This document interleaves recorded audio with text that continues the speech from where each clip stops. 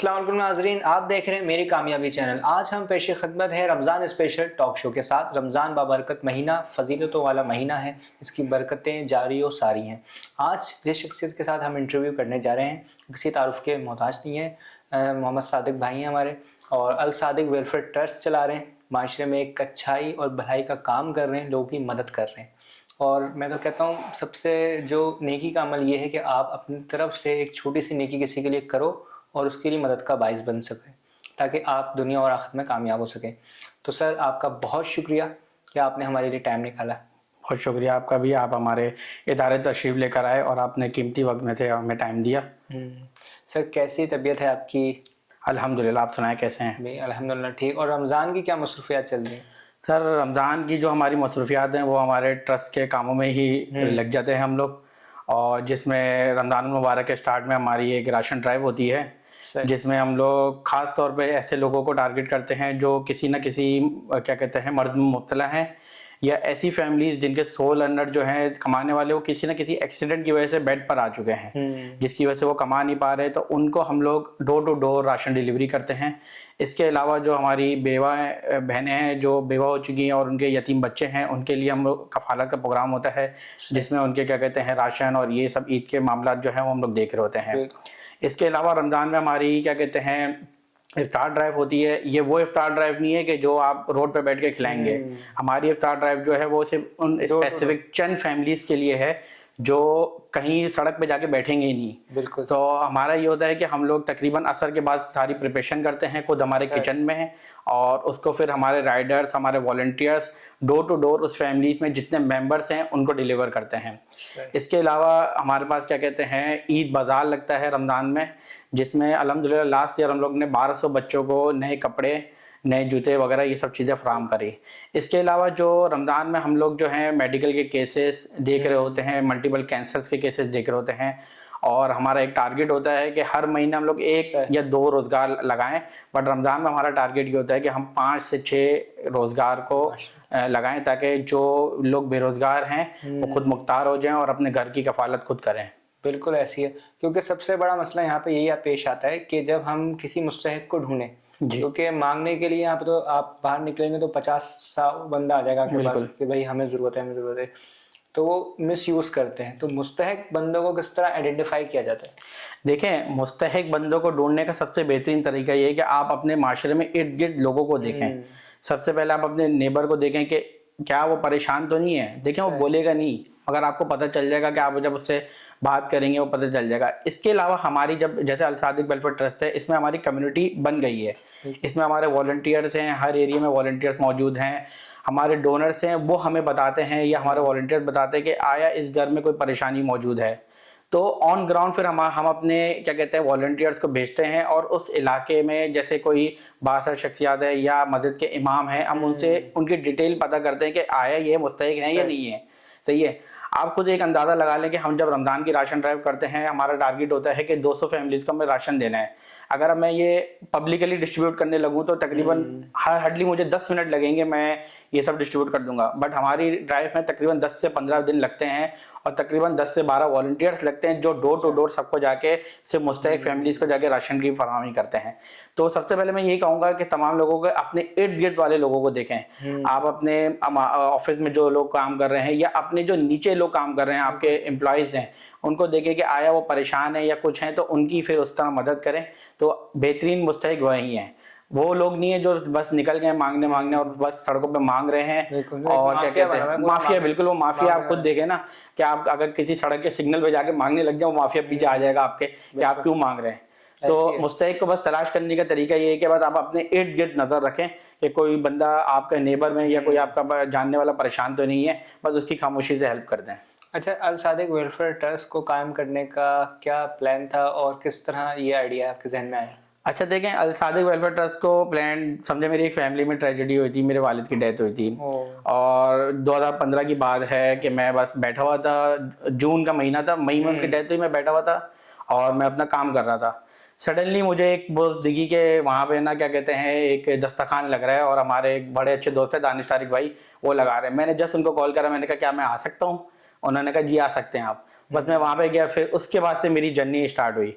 पहले मैं किसी एक एनजीओ से मुंसलिक था, वहाँ पे मैंने 3 साल काम किया। उसके बाद ये है कि वही कहेंगे ना, आपके इर्द गिर्द के लोग बड़े अच्छे होने चाहिए।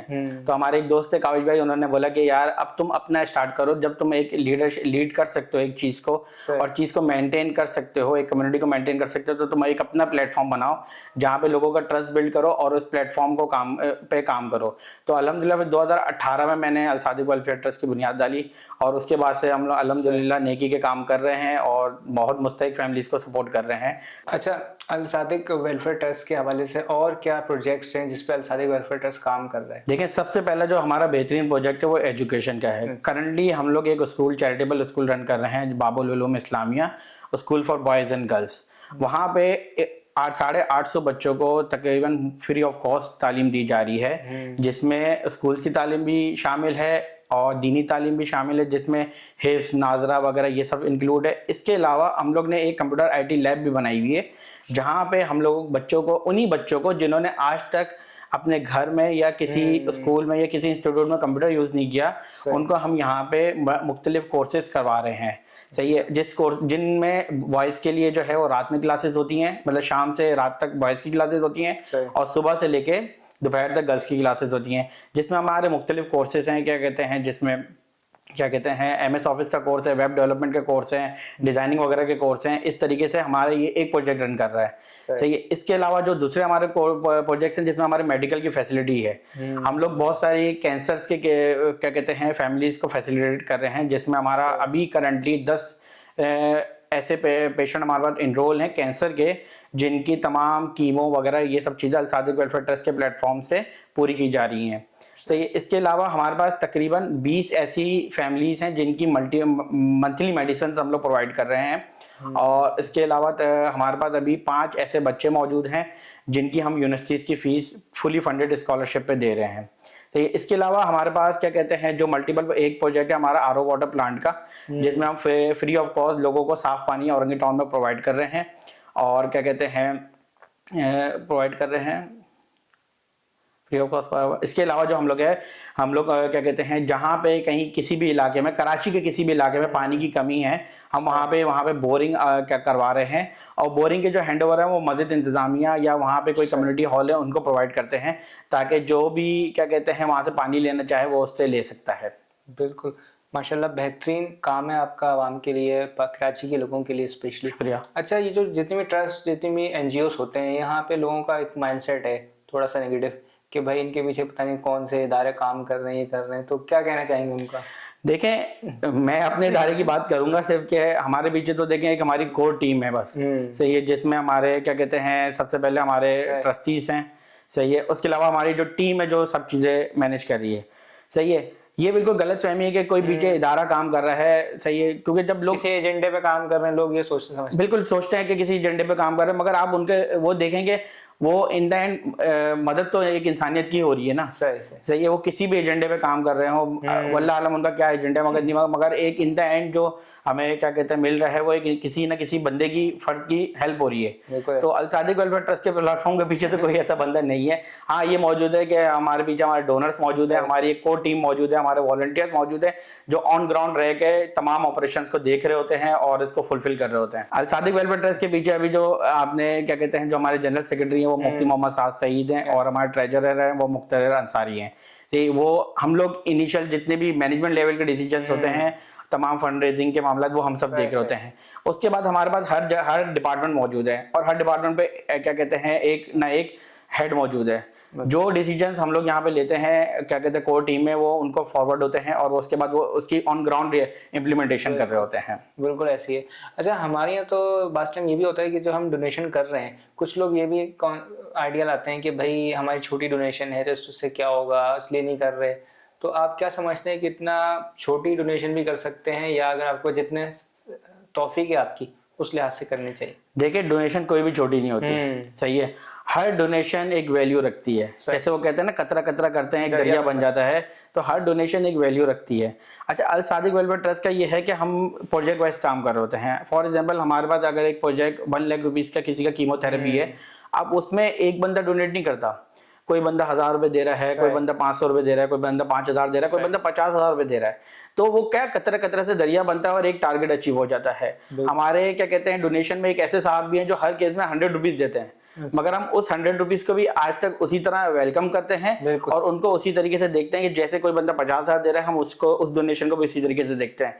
तो छोटी डोनेशन कोई मायने नहीं रखती, मायने रखता है आपके इखलास और नियत। अल्लाह ताला जो है आपका इखलास और नियत देखता है कि आपने किस नियत से दिए। हाँ, आपने अगर दिखावे की नियत से दिए कि भाई मैं लाख रुपए दे रहा हूँ फंड आके, तो वो अल्लाह की बात है, सही पिक्चर होनी चाहिए। बट अगर आपने सिर्फ ये नियत आपकी है कि खामोशी से उस बंदे की हेल्प हो जाए, तो बस फिर तो आपका मतलब बेड़ा पार है। बिल्कुल ऐसी है। तो अच्छा, आजकल ये बहुत कॉमन हो गया, जैसे भी ट्रस्ट या एनजीओ काम कर रही हैं वो वीडियो शूटिंग वगैरह और जो गरीबों की मदद कर रही हैं उसको भी थोड़ा ना पब्लिकली अपलोड कर रही हैं चीजें। तो क्या मैसेज देना चाहेंगे हम?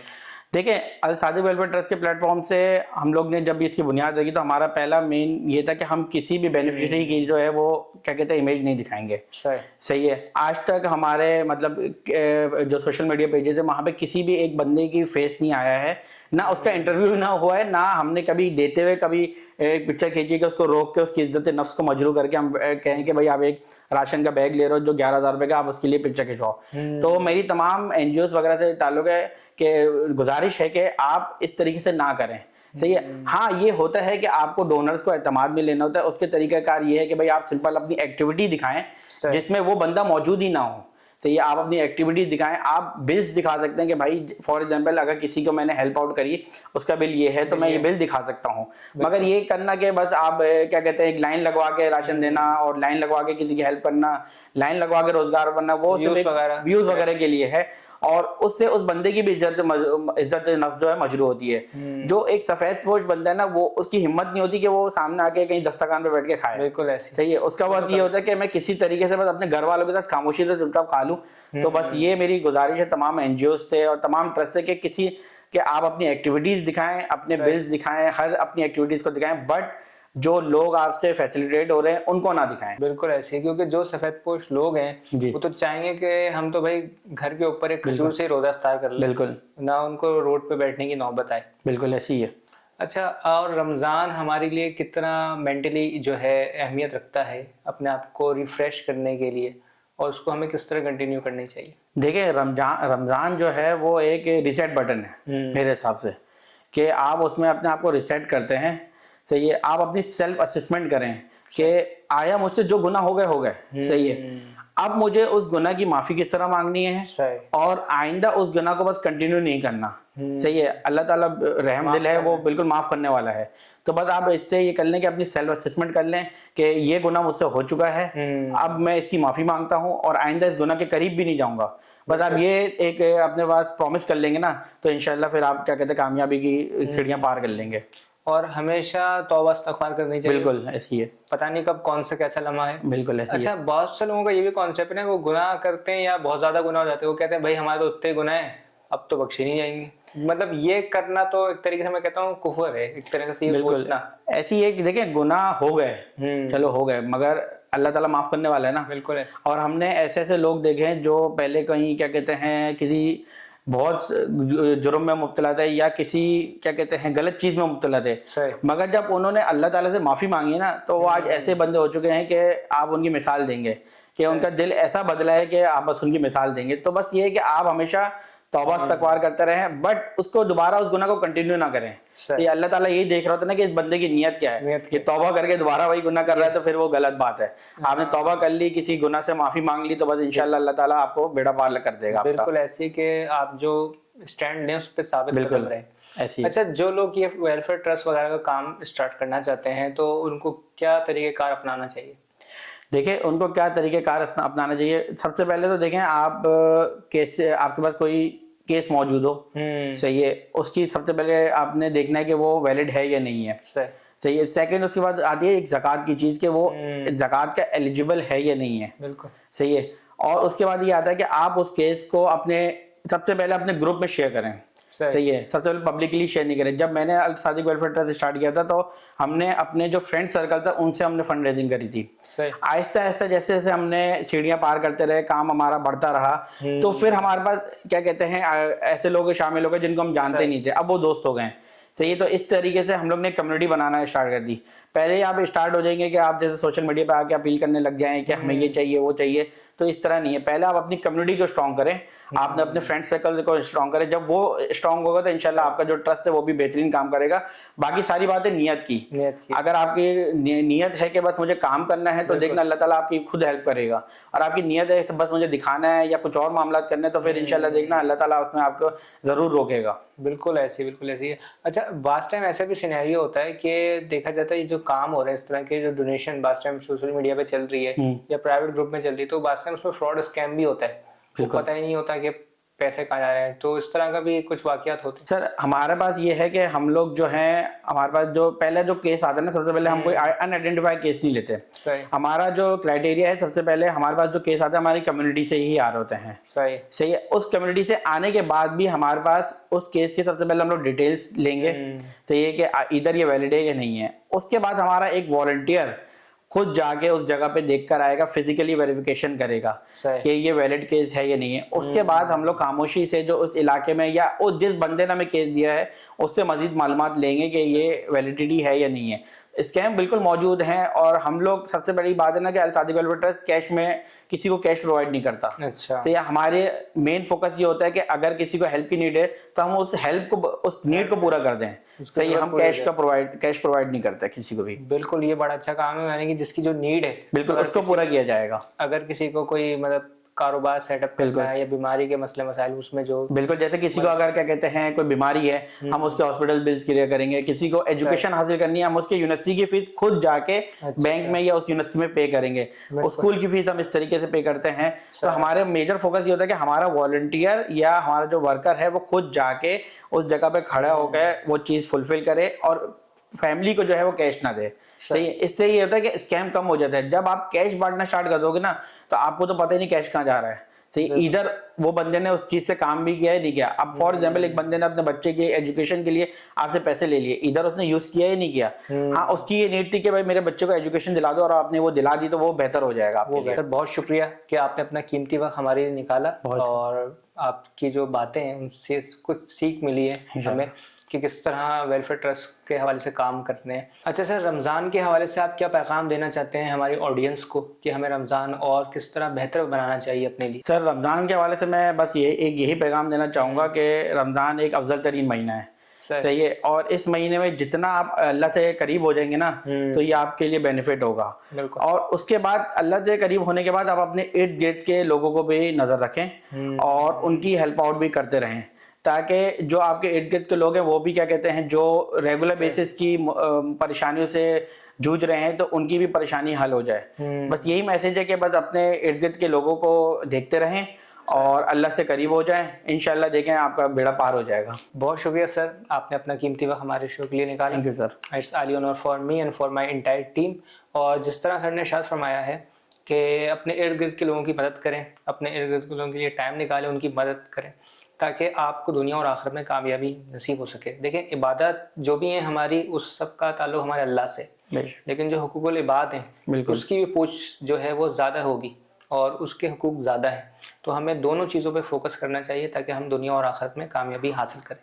मिलते हैं फिर आपसे किसी एक नई एपिसोड में। रमज़ान की बरकतें यूँ जारी हैं। अल्लाह ताला हम सबको इस तौफीक की सादत नसीब फरमाए कि हम रमज़ान को बेहतर बना सके। अल्लाह हाफ़िज़।